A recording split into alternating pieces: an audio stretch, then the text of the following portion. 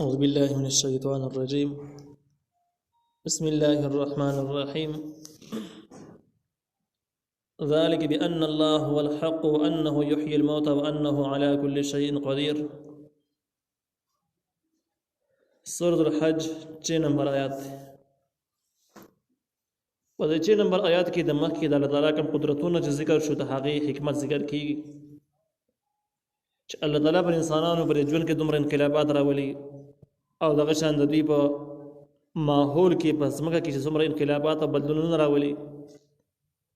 نو دا الله تعالی د نور حکمتونو سره سم دا حکمت هم بدلی کې لري چې خلکو ته واضح شي چې الله تعالی موجود دی، الله شته، او دویم الله تعالی مړي هم را ژوندي کولی شي،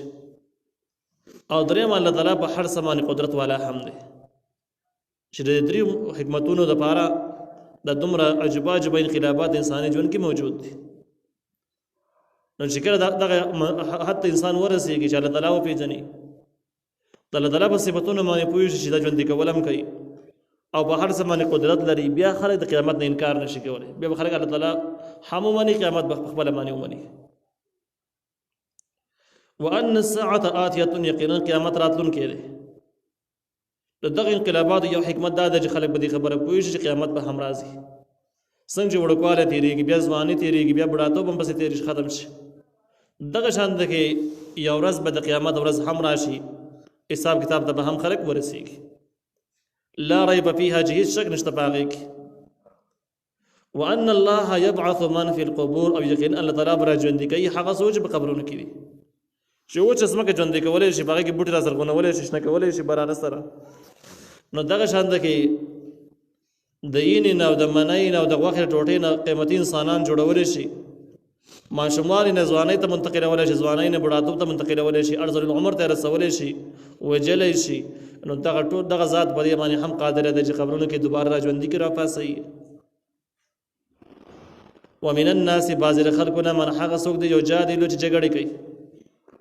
فی الله، په باره د الله تعالی کې یا په خبره د الله تعالی کې، یا الله نه مني یا الله مني، خو د الله تعالی خبره نه مني، نظام او قوانین او احکام یې نه مني. بغیر علم، په ناپوهي سره، ولا هدن، او بغیر د هدایت نه، ولا کتاب منیر، او بغیر د کتاب روښانه نه. نو سره کتاب شته، نه خپل عقل دومره برابر دی، نه ماحول د دې لپاره جوړ دی چې دې د الله تعالی خبره معلومه کړي، بیا هم جګړې کوي. مفسرینو لیکلي چې د دې آیات اولنی مصداق چې کوم دی هغه نظر بن حارث دی. نظر بن حارث چې و نو هغه عقیده دا لرله چې فرشتې د الله تعالی لوڼه دي، د بتانو عبادت به یې کوو او د نبي علیه السلام سره به سخته دښمني کوله. د نظر بن حارث سره علمي ماحول کې هم نه پاتې شوی، چې ګنې اسلامي ماحول کې پاتې شوی او د هغې نه به یې زده کړه کړي. خپل عقل یې هم دومره قوي نه و، سره کتاب رهنمایي ورسره هم نه وه، دقسې وچ په ناوچه باندې د نبي علیه السلام مخالف. او قیامته پورې چې څومره جاهلان مو دې نمونه باندې وي چې هغې هېڅ قسم رهنمایي نه وي شوي، هېڅ قسم عقل یې هم دومره تیز نه وي، کتاب نه هم رهنمایي نه شي حاصلولی، کتاب ورسره هم نه وي، او د اسلام په مقابل کې ولاړ یو ګډې وډې وایي، دغه ټول یې مصداق دي. نو الله تعالی وایي ومن الناس، بعضې د خلکو نه، من هغه څوک دی یجادلو چې جګړې کوي فی الله، په خبره د الله تعالی کې، بغیر علم، په ناپوهي سره. د دې اولنی علم نه مراد علمي ماحول دی، چې په علمي ماحول کې هم نه پاتې شوی. ډېر خلک داسې د عالمانو ماحول کې ژوند تېر کړي، په خپله عالمان نه وي، خو په ډېرو خبرو باندې پوهېږي. نو د داسې هم نه دی. ولا هدن، او نه هدایت، یعنی خپل عقل یې هم دومره نشته چې په عقل سره معلومه کړي، سوچ وکړي او عقل سره اندازه ولګي، داسې هم نه دی، عقل هم نه استعمالوي. ولا کتاب منیر، او نه کتاب روښانه، کتاب اوس آسماني کتاب هم سره نشته، رهنمایي د قدرې لارې دي د سره یو هم نشته دی. ثانیه عطفه، په داسې حال کې چې کږایي خپله ډډه د اسلام نه کږایي بل طرف ته اوړي، نو زه د ټینګ کړی دی، نو په دې طریقه باندې دې بحثونه کوي، جګړې کوي. لیضل عن سبیل الله، چې انجام یې دا ده چې ګمراه کېږي به د الله د لارې نه. کوم کس چې سره چې دا درې قسم علمونو کې یو علم هم نشته،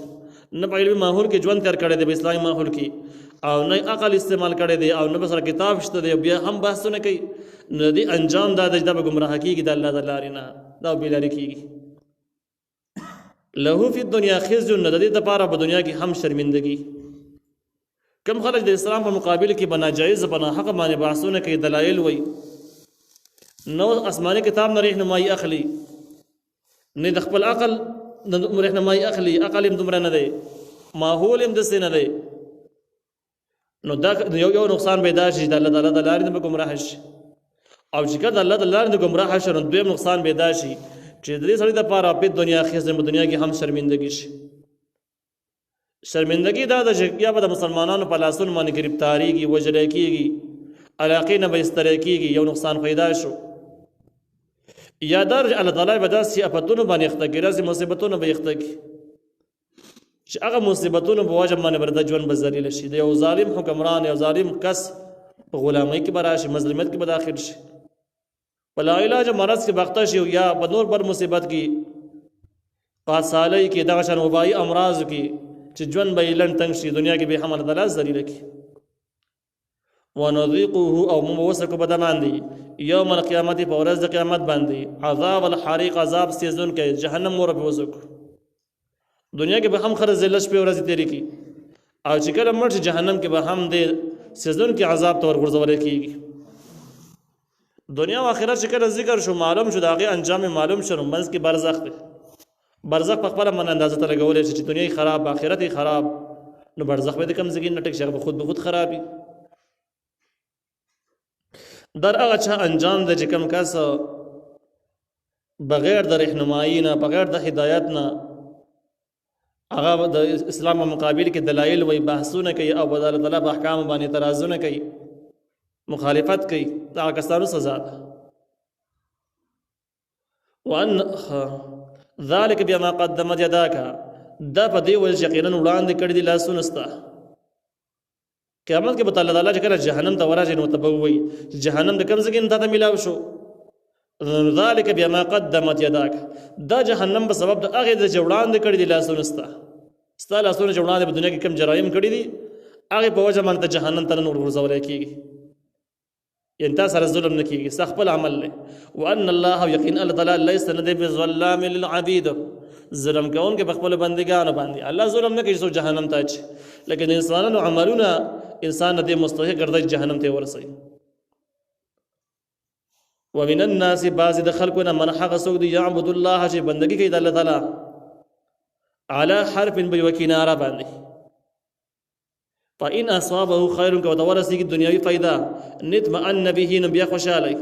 وإن أصابته فتنة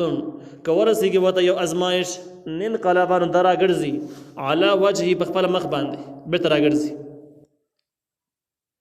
دا یا چې کوم دی د بخاری او د ابن ابي حاتم د روایت مطابق عبد الله ابن عباس رضی الله عنهما فرمایي چې دا آیت هغه خلکو باره کې نازل شوی دی چې کوم خلک په اسلام باندې مطمئن نه نو چې کله اسلام قبول کړي بیا غوي سغټه پیدا مخه ترا شکر کې څخه غونډه کې پیدا وشي نو یره در اسلام برکت اسلام خشه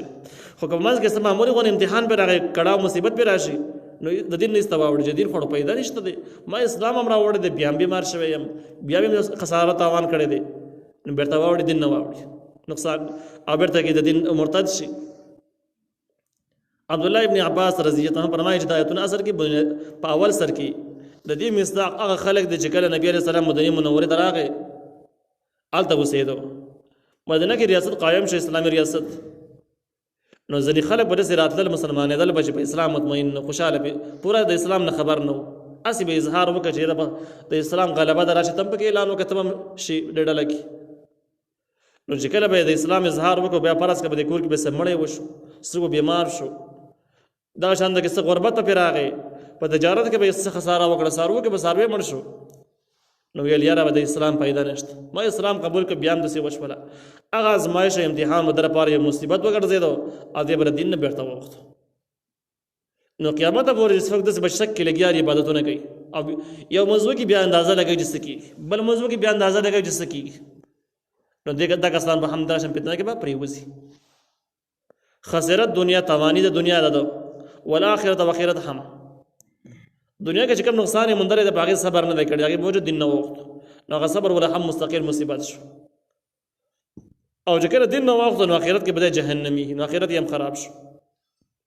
ذلك هو الخسران المبين همدغه تاوان ښکاره دی چې دنیا هم خراب شي او آخرت هم خراب شي نو ښکاره تاوان دی په دې کې شک نشته